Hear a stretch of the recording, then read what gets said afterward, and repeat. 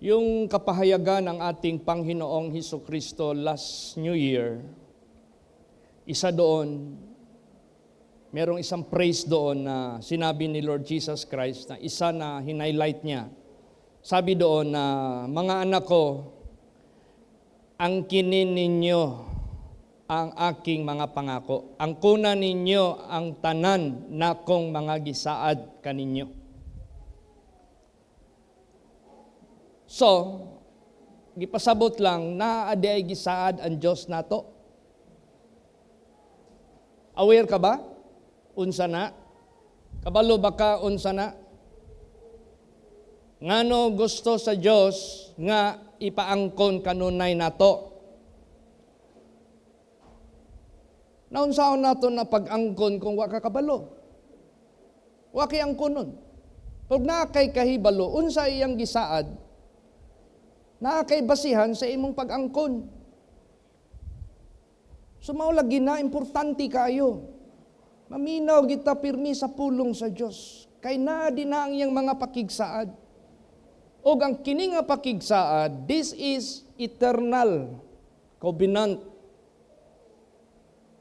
na gusto sa Dios i-remind ka nato kanunay para mauni ang atong priority. Ug dili nato ni ilisdan for something nga naa dinhi sa kalibutan. Anything of the pleasures of the world, anything of the treasures of the world, anything that is fame of this world, anything what can the world give. Kay kung mahinumduman nato ang covenant, ang saad sa Dios, na makonsider nato ni this is the greatest, the highest ever na makonsider nato, layo ra kaayo ng pleasure sa kalibutan, di na ta makalingi ana. Kayamanan sa kalibutan, di na nato nalingion. Yeah. Kung ang covenant sa Dios nga atong gituohan ma-attract pagani ka sa kalibutan, nagpasabot ana wa kay pagtuo, wa kay kahibalo, o naa ka may kahibalo, you neglect, you refuse to consider, you refuse to understand, you refuse the realidad. Na-attract pa man ka sa kalibutan. So, mao na ang gusto sa Dios, i-highlight niya, angkuna ninyo kanunay ang akong mga pakigsaad kaninyo o kupti ninyo pag-ayo. Nga dili ka maluya sa imong espirituhanong kinabuhi. Di ka maluya sa pagka-obedient son and daughter of God. Kupti nga malig-on. Come what may. Sa may mahitabo nga pagsulay. Yan, narabay giingon si Jesus, sulayan tantanan. Sulayan yun tang tanan. Hindi man muhatag ang Diyos og reward for no challenge. Tanan nga naay rewards kalibutan, muhatag man nag-challenge. Kinsa tong mudawat sa challenge, you have to prove it. O kita, dawat man ka nato ang covenant sa Dios nga dunay kinabuhing dayon nga wa nay kamatayon. Dawat man ka nato sa atong pangisip nga ang atong kinabuhi sa kalibutan mura lanta og langaw. Mura lantag sagbot, mura lantag aso. Mubo lang atong kinabuhi. Dawat man ka nimo na sa imong pangisip, sa imuhang pangunawa.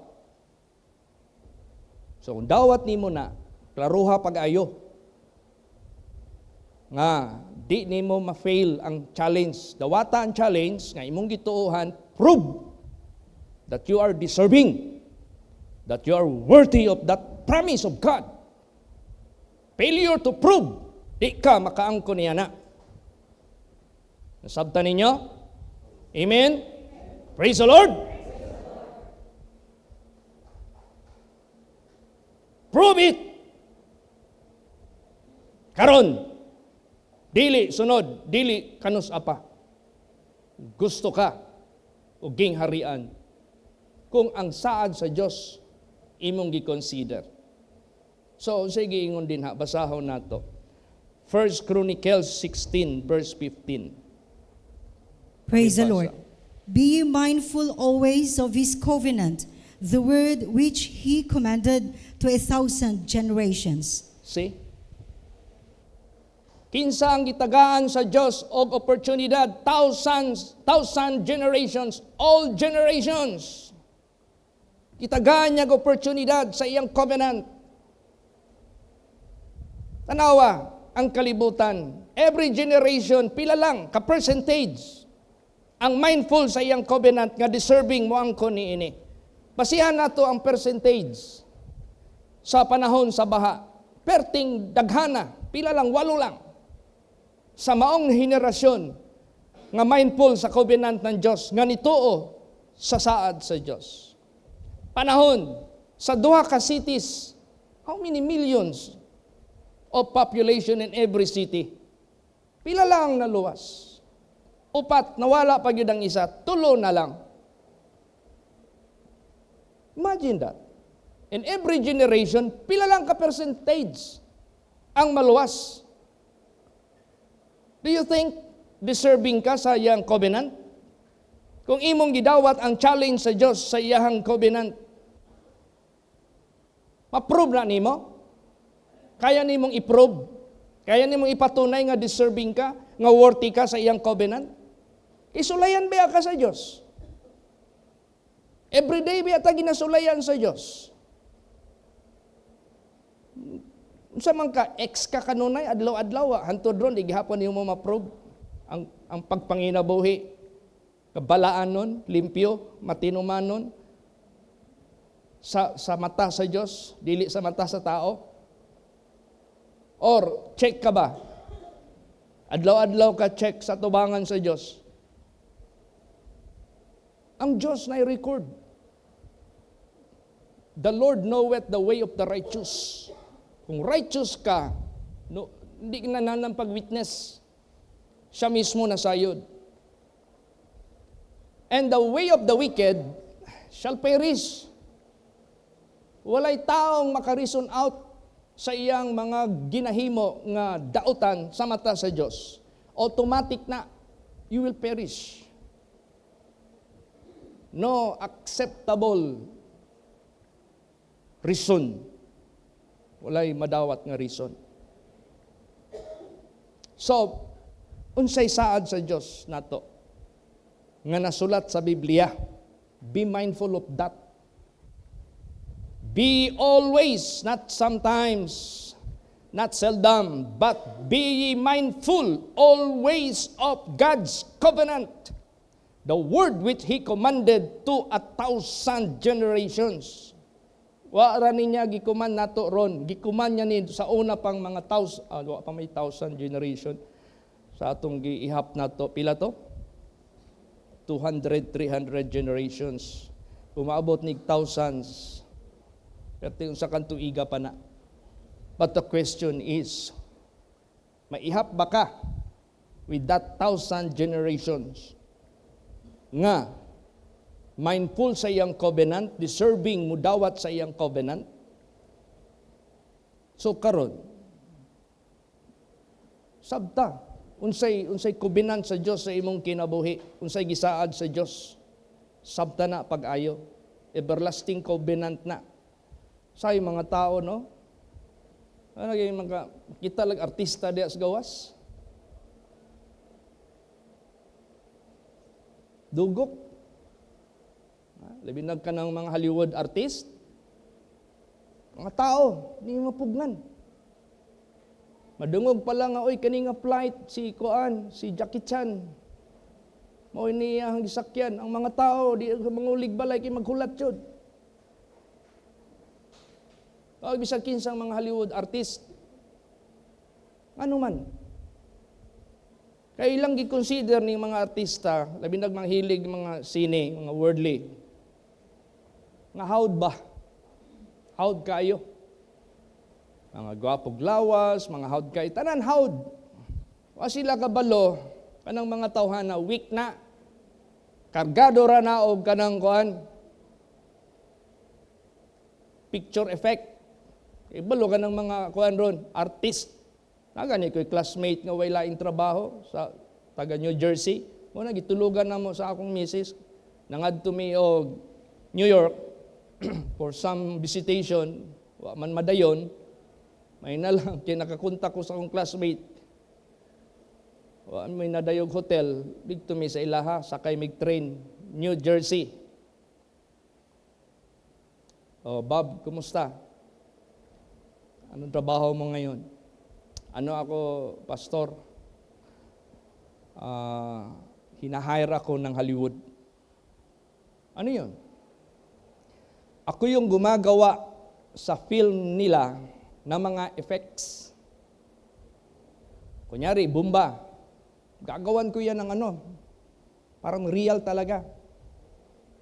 Si artist yun magaling yun Classmate ko yun sa fine arts. So, magaling. Pinisilduhan siya, kontrata by kontrata. Malaking bayad yan. Ngayon, kung ang Diyos ang pag-usapan, parang natatabunan na ang Diyos sa artista. I-consider mo daw yung nilalang ng Diyos. Kaya ng tao yan. I-consider mo daw ang lahat ng dyan. Kaya ng tao yan. Hindi ka na-attract sa Diyos. Hindi ka humanga sa Diyos. Hindi ka believe sa Diyos. Tapos siya yung nangako sa iyo. Hindi mo mapansin siya. Hindi mo siya naririnig.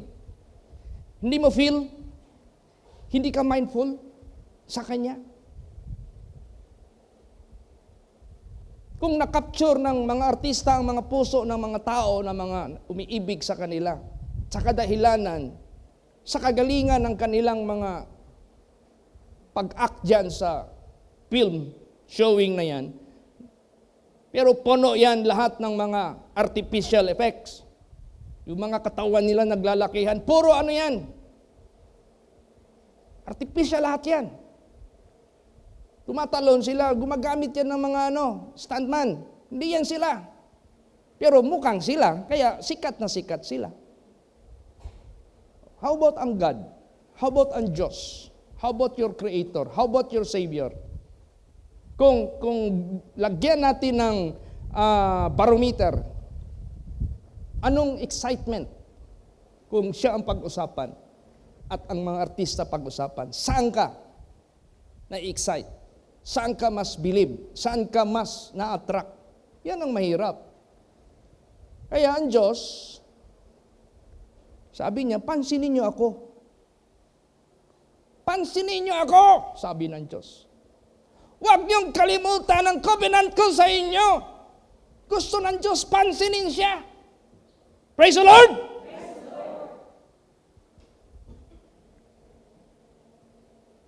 Buhay pa yun si Michael Jackson. Magsabay kaya mag-announce tayo dyan sa syudad. Holy Place International Ministry will be having healing crusade, divine healing crusade. Tapos same day, same time, sabi ni Michael Jackson, on this city, I will be having my concert. Tingnan mo. Wala nang may iwan dito sa krusada natin, lahat nandoon na.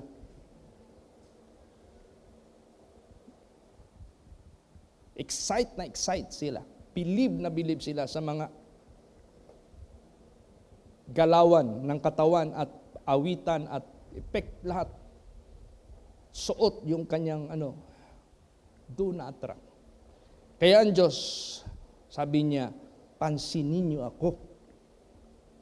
Be mindful of my covenant, which I have commanded to 1,000 generations. Ang tanong sa henerasyon, every generation, ilan ang pumapansin sa Kanya? Ilan ang naniniwala sa Kanya? Ilan ang deserving na makaangkin sa Kanyang covenant? Ang tanong, isa ka kaya? O hindi ka isa sa mga kaunti na nakakapansin sa Diyos, naniniwala sa Diyos, na deserving sa kanyang eternal covenant? Alam mo, passing lang ba yan generation natin? Pag matapos tayo, wala na, hindi na yan mabalik. Once lang ba tayo mamatay? It is appointed unto man once to die, after this the judgment. If you failed to be mindful of His covenant and to be worthy to claim to be rewarded of His covenant, di mo na mabalik. Kung na-fail ka, tapos nag-pass away ka na, wala na yan. Kaya napaka-importante, pansinin natin ang Diyos. KSP pala ang Diyos. Dapat natin siyang pansinin, not for His benefit, but for ours. Benepisyo natin yan. Gusto ng Diyos tayo mismo pumansin sa Kanya.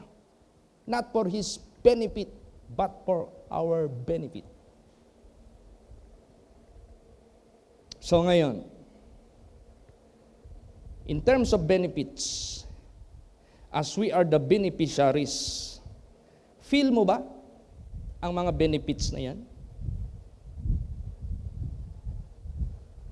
Or ang napi-feel mo na benefits yung worldliness?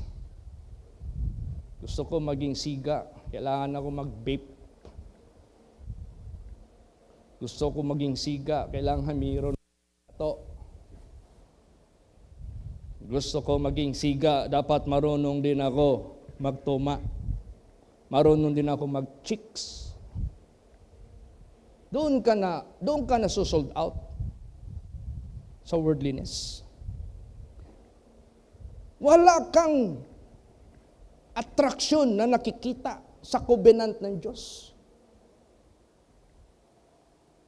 So ang mangyayari niyan, masama ka sa millions of populations of that generation who are being attracted to Satan, to Lucifer, to the devil. Kasama ka doon sa karamihan. Pag ma-fail ka na makasama ka among the few, wala ka. Kaya ang Bible nagsabi, hell is expanding. Hell expanding. Expanding, expanding, expanding. In every generation, how many millions, how many billions na sin sa Diyos. Hulog yan doon sa future. Kaya ang accommodation ngayon sa hell, it's expanding.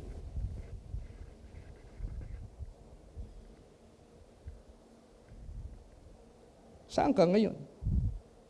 Gusto. Doon ka mabilong sa karamihan?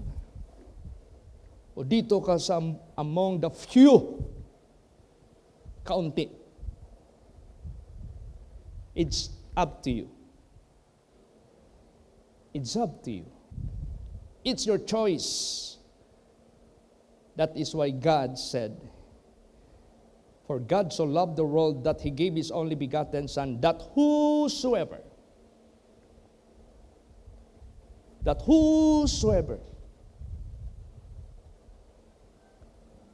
walang pilitan,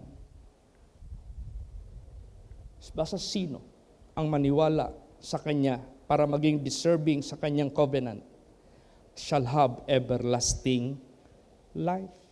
Pag hindi mo nakikita iyang everlasting life na yan, at ano pang package dyan,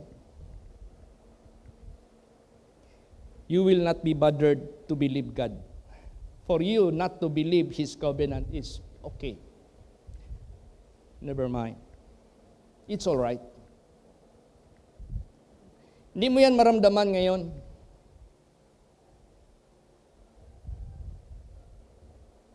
Pero time will come, even a single drop of water, asam-asamin mo yan. And yet, hindi kaya ng Diyos maibigay sa iyo. Dahil nung panahon na gusto ng Diyos, ayaw niyang mapunta ka dyan. Panahon na kumakatok siya sa puso mo, hindi mo siya pinansin. Remember, maikli lang buhay natin. Napakaikli lang. Huwag mong sabihin wala kang kamatayan. Huwag mong sabihin wala ka ng katapusan. Na wala kang isipin para sa kaluluwa mo.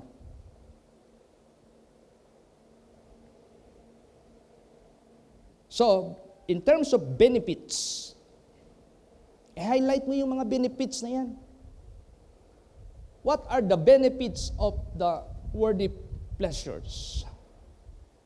Sikat, tsupoy. Sikat, tsupoy. To fulfill your pride, to fulfill your lust, to protect your own will, to satisfy your own self. And that is very limited. That is only good as long as you are still breathing. That is why the Bible says, remember thy Creator while you are still young. Because time will come, aayaw ka na. This flesh will no longer responsive of all pleasures of this world. Hindi na responsive itong katawan, aayaw na ito. Darating ang panahon.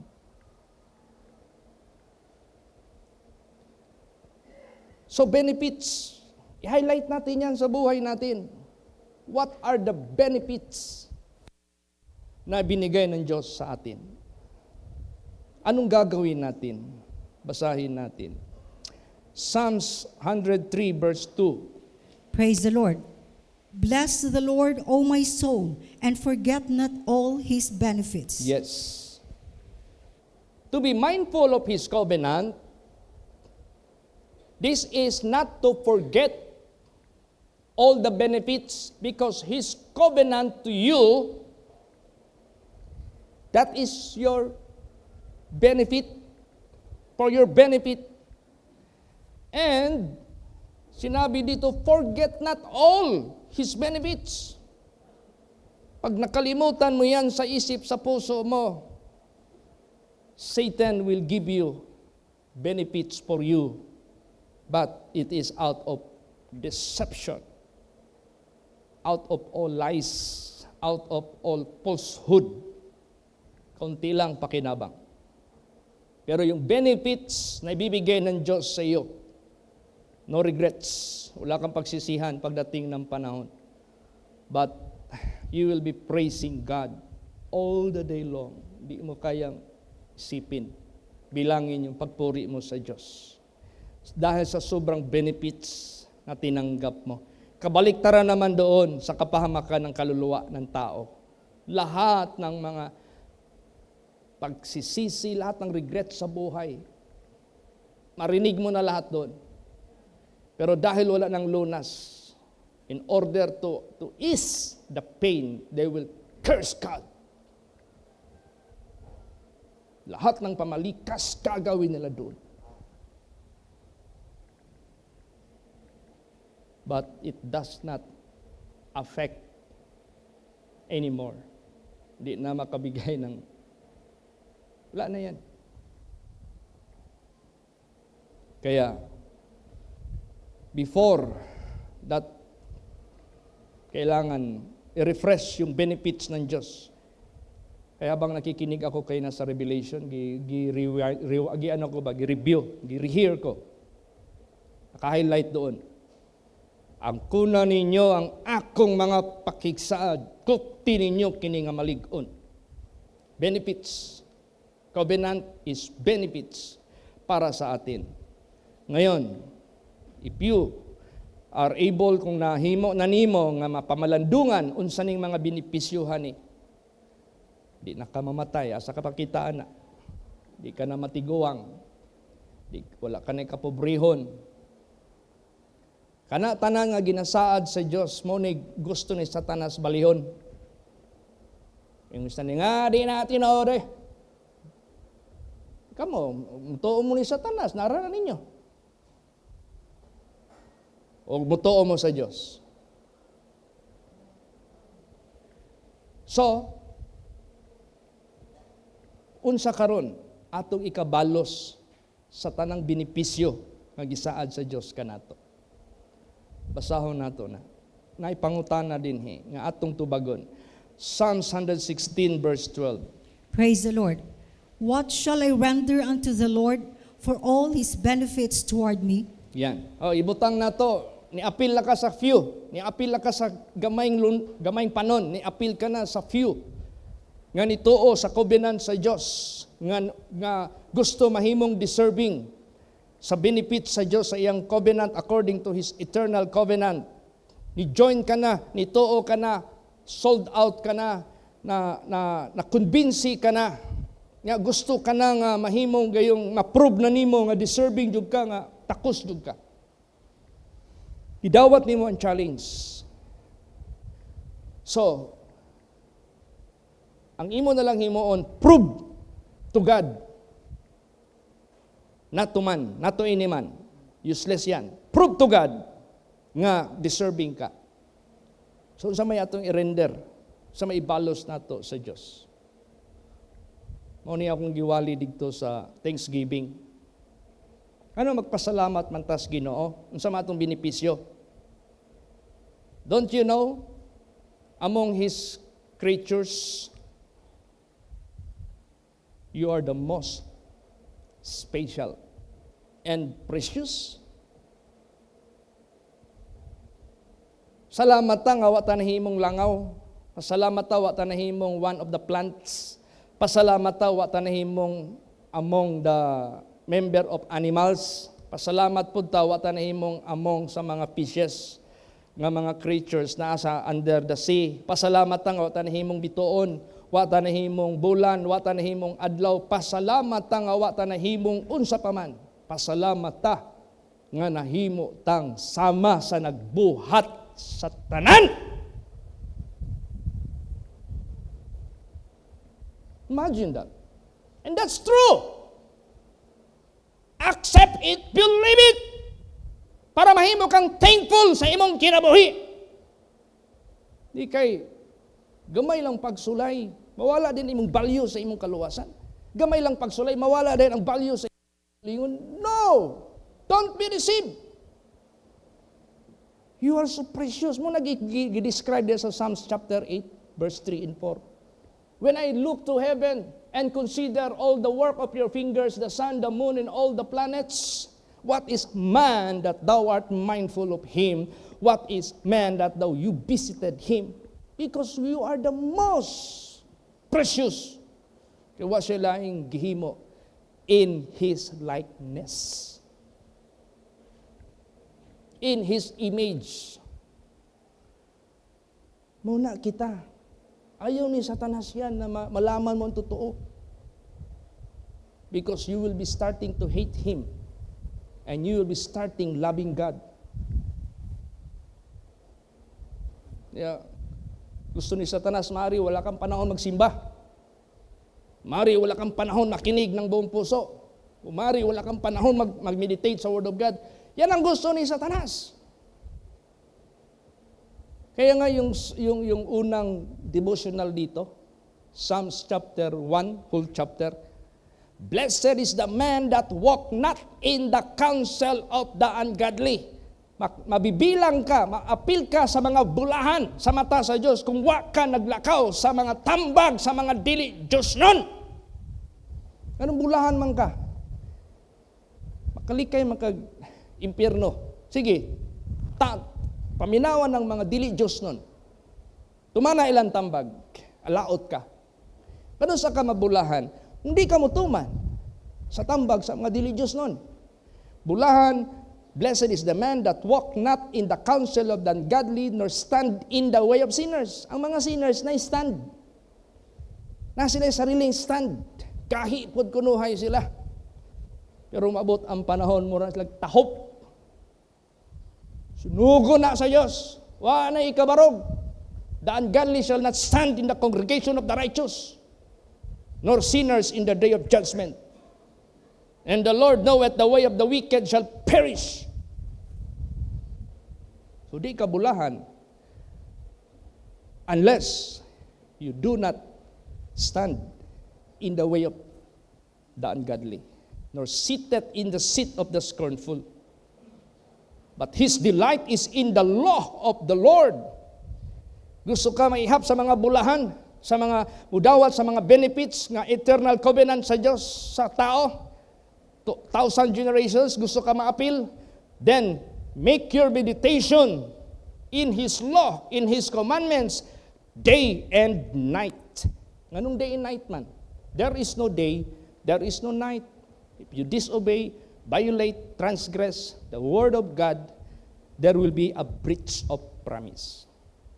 Adlaw man gabi ka magpakasala, gubon sa Diyos ang iyang covenant sa imong kinabuhi. In order to secure that covenant nga matuman sa imong kinabuhi, day and night, meditate the word of God to protect you from sin, to protect you from the tempter, to protect you from all manner of trials sa kinabuhi nga di ka maluya. Meditate. Word of God day and night. Around the clock, 7 days a week, 24 hours a day.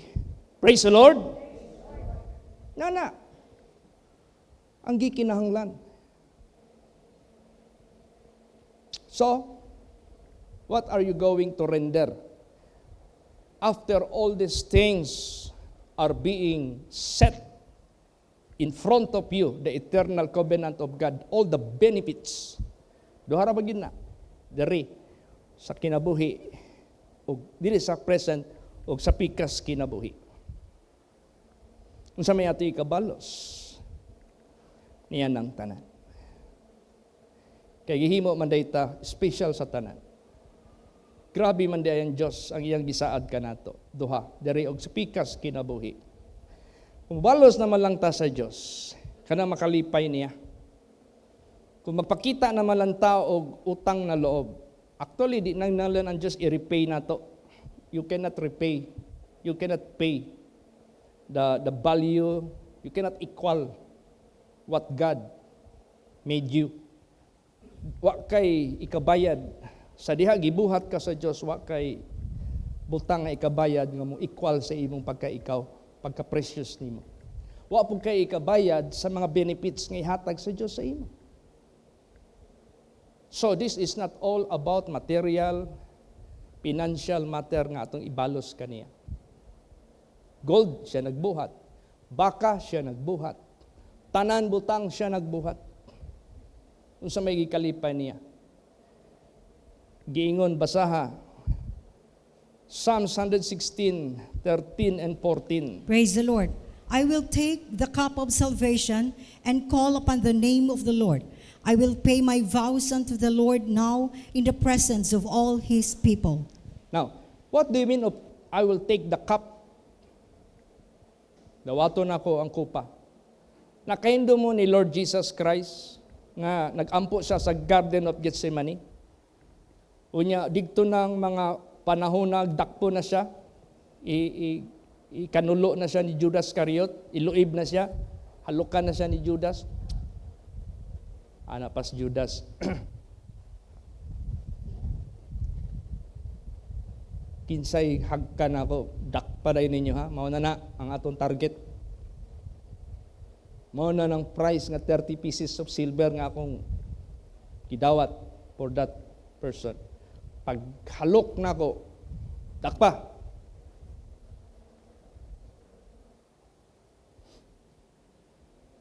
So, nag-ampo pa man si Jesus. Kabalo na si Lord Jesus nga dakpuno na siya. He's about to go to Caiaphas, the high priest, Pilate in the judgment hall to be judged for his crucifixion. Kabalo na siya. Nasulat na siya na mismo nagsultian na It behoved Christ to suffer and to be killed. Kabalo na siya. Di ba unsay ampo niya? Lord, my Father, let this cup pass from me. Ayaw sa ron. Palampasasa. Gibati siya kahadlok. Dili niya imnon ba? Ang kamatayon ngayong atubangon. Pero gibawi niya. But not my will, but as thou wilt. So meaning, ako na lang ning imnon. As it is being written. So kita, ang ginapainom sa Diyos sa ato, kaluwasan. Take the cup of salvation. You join of that benefit, the salvation of your soul. Take the cup of salvation. Take the challenge and prove that you are not afraid of anything of this world as long as you could hold and drink the cup of salvation. Mao nay number 1 nga gikalipay sa Dios. Nga ikabalos nato niya. Mabati sa Dios ang iyang kalipay. Kung ato nang himuon, kung ang kupa sa kaluwasan atong kwaon, take the cup of salvation and drink it. Don't lose it. Don't refuse it. Don't neglect it.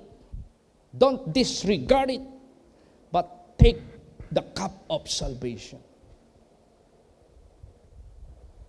Imnagin. So, ang tanan nga gipakita ni Jesus nga ihimplo nga manginabuhi na ta para niya, mao na nay paagi nga i-prove nimo if you take that challenge, if you take that cup of your salvation. And call upon His name. Ato nag-Bible study ko dere sa mga young people, meron topic about God. So nagtawag ko, describe God.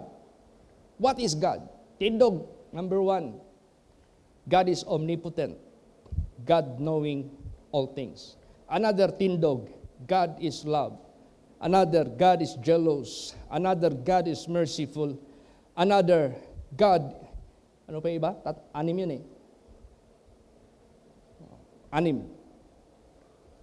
Okay, pina-explain ko sa lahat sa nag-suggest. Okay, because you suggested such identity or character or what is God. Explain it.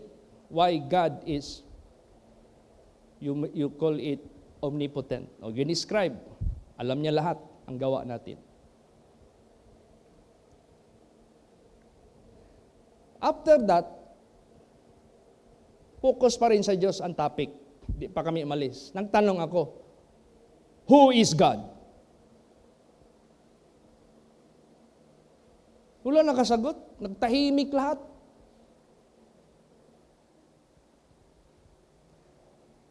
Identify His name.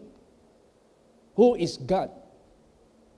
Nung tahimik ang lahat, and I waited for someone to stand, ako na lang ang nag-take place.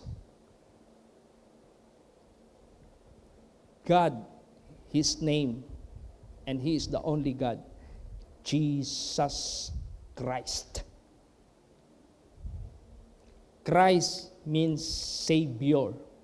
Read the Old Testament. There is no other Savior but God. And God hath given Him a name and exalted Him a name which is above in every name. This is the name of God. Praise the Lord. That at the name of Jesus, all knee should bow. In heaven, because He is the God of heaven. In earth, because He is the God of the world, the real God, hindi si Satanas. And He is even God under the earth. You should call upon the name of the Lord Jesus Christ. Huwag mong kalimutan yung pangalan niya. Huwag kang mag-alinlangan sa Kanya. He is God. The only God. The only Creator. That is why He said, before Abraham was I am. I am the beginning. Who is the beginning? Genesis 1:1. God. In the beginning, God. Eh, sino yung Espiritu? Siya pa rin. I am going back where I came from, but I will send you the Spirit that will guide you. I will not leave you. Hindi ko kayo iiwanan. Basahin mo yung Genesis 1:1. In the beginning, God created. Anong una niyang ginawa? And the Spirit moved. Nandiyan na siya, yung Spirit. Praise the Lord. Kaya, para malipay ang Diyos, tawagag yun ang pangalan sa Diyos, ang atong Ginoong Hesukristo. Then, para malipay pa siya, I will pay my vows unto the Lord now in the presence of all His people. Anong panumpa mo sa Kanya? What are the most promises a man can do panahon sa difficulties? Lord, naglisod ko karon, pasayloagod ko sa akong sala, di na nako na himuon. Moana dayon. Niya pag-ayo na, wala na. Kalimta na. Lord, padalangin ang gani ko nimo, di jud ko mo pilyor og hatag og ikapulo, kay di man na ako imuha man na, I cannot have any right to get it because that's yours. Nanumpa.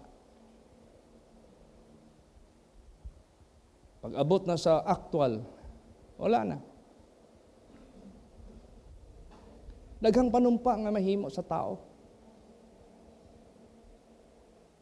Pero gusto nimo makabalos sa mga benefits, usa nga gikalipay sa Dios. Number 1, take the cup of salvation, call upon His name, do not forget His name, and pay what you have vowed in the presence of God. Mamaya mag-pledge tayo. Pay your vow. That is why do not vow that you cannot pay. It's better for you not to make any vow if you are not capable to pay. The Bible says, yan ang sinabi. Kaya nga ang pledge, pinakambababa para kaya.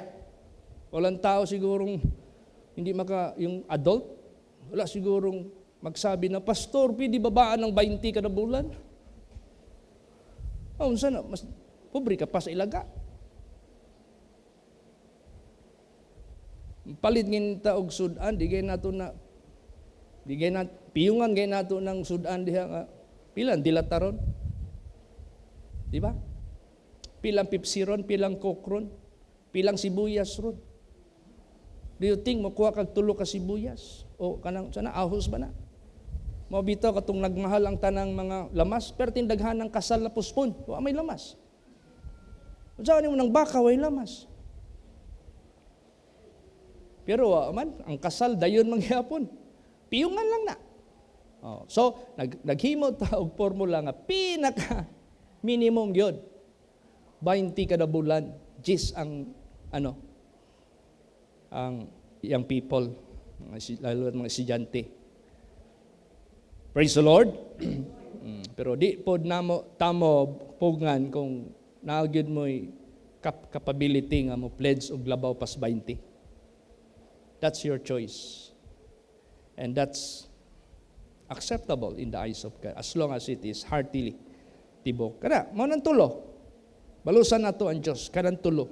Malipay na ang Dios sa atong kinabuhi. So, kining kamatayon ni Lord Jesus Christ nga gitawag nga communion, common union, gusto niya ang common, ang kalahatan makiisa sa Kanya. So, itong bread na ito, which is broken, take it. This is His body, which is broken for you. Broken for you, sacrificed for you, offered for you. Praise the Lord. Do this in remembering me. Remember all His benefits. And this cup of the New Testament is His blood. Drink this in remembrance of me. Huwag mong kalimutan, you are paid by His blood. which His life na binigay niya sa atin. And therefore, you ought not to live by yourself, but sa Kanya na. Yan ang totoong redemption. If you will not do it, redemption will never take effect in favor of you. It is useless. But if you believe that you are being redeemed, therefore, the rightful owner must be the one to decide for you what you must do. Amen? Praise the Lord. So dito na tayo mag-agree. Let's agree with God. Sama tayo sa Diyos. The lust of the flesh, the lust of the eyes, and pride of life shall pass away. But whosoever do the will of God abideth forever. That is the real meaning of redemption of God for us. Huwag tayong maging ungrateful. May tao dito pinayaman ng husto, pinagpala ng husto, sinagot ang mga dalangin, pero nasakit ang Diyos kaniya. Bakit? Basa 2 Chronicles 32:25. Praise the Lord. But Hezekiah rendered not again according to the benefit done unto him, for his heart was lifted up. Therefore there was wrath upon him and upon Judah and Jerusalem. Yan. Tingnan mo, magbantay ta. Di ganita kabalo mo balo sa Diyos. Di ganita kabalo mo pahinungod sa Diyos, out sa mga blessings nga niabot sa atong kinabuhi. Morningi na inyong mga anak. Nga gipambless sa Diyos niya, di na gid magpakita simbahan. Warningin ninyo, di man na siguro dautan. Concern man mo sa atong anak. Warningi. Nak, bless ka na kayo sa Diyos. Wa naman ni mutagda si Jesus. Di naman gani ka mulingi sa simbahan. Di naman gani ka mo tanaw sa sulod sa simbahan, bisag lingkod maminaw ka. Warningi. Naidautan mahitabo. Sa ilang kinabuhi, sure yun na. Ako nanunglo. Pulong na sa Diyos. Warning ni sa ato tanan. Do you think walay consequence na? Na. But Hezekiah rendered not again according to the benefit done unto him, for his heart was lifted up. Magpataas naman good. Taas na kay tanaw sa sarili ba? Wapay trabaho, wapakahuman, sige agtog simbahan, sige paampo. Pag abot na sa panahon nga gihatag na tanan sa Dios, gibuhos na tanan ng mga benefits, di na kahindom sa Dios. Di na unang lagi nooy. Bisag mag-ampo kog dili ang sweldo nako, mao gihapon. Taas na ba? Pride na. Murag nakaminos na sa Dios. Nagtuo siguro nga mulabaw ka sa Diyos. Una, dautan ni abot sa ilaha. Nagpataas na. Therefore, there was wrath upon him, direct sa iyaha, and upon Judah and Jerusalem, where he reigned. Kung asa tong iyang giharian, digto ang kapungot sa Diyos ni abot. Apa? Ungrateful po ni, basa. Di ni Mayo. Luke, last verse na ni. Luke 17 hantod sa 18. Praise the Lord. And Jesus answering said, Were there not 10 cleansed, but where are the 9? There are not found that return to give glory to God, save this stranger. Yan. Una, ang mga anak sa Diyos, ug maglaylo gani, ug magkasakit-sakit na gani, di na gani antos unsay gibati, makahinumdum Ginoo. Unang tama gitong giingon nga, kung daghag kwarta hayahay, disko-disko. Bisag di gud literal, pero isi-isi ba? Pero maglisod-lisod na gani, makahinumdom sa Ginoo, Diyos ko.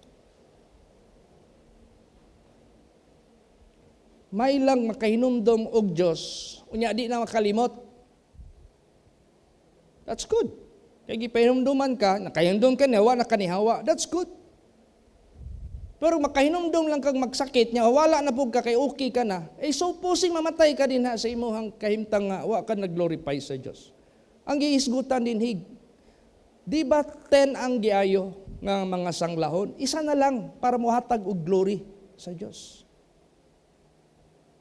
Muna sa atong kinabuhi, give glory to God. So, warning ni sa atong tanan. So, nagpahinumdum si Jesus, be mindful always of His covenant.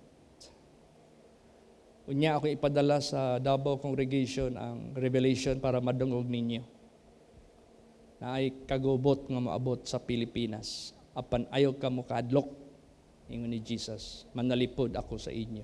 Magtuman lang mo. Amen? Praise the Lord. Kaya, to God be the glory. Salamat ta sa Diyos nga ginapahinumduman ta kanunay. Magparug ta kinasing-kasing. So kining Holy Communion, sincero nato ning iprove sa Diyos nga usa ta sa pipila lang nga mo take sa challenge sa cup of salvation. Prove it that you are deserving to inherit the eternal covenant of God. Amen? Praise the Lord. Magatindog ang tanan.